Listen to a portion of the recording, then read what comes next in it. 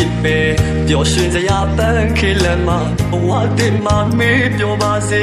ငါလိုလူအသုံးမှမဝင်နာမေးတွေ့ငါဟာအမုန်းဆုံးရဲ့သူလားဒီဘဝမှာတော့မင်းနဲ့မဖြစ်နိုင်ပဲအတိတ်ဆူတောင်းမှခဲ့လေလေကွာ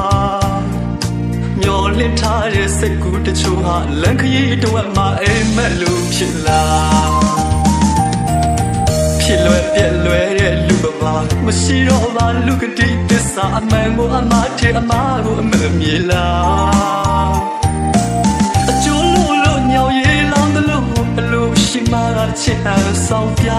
လာ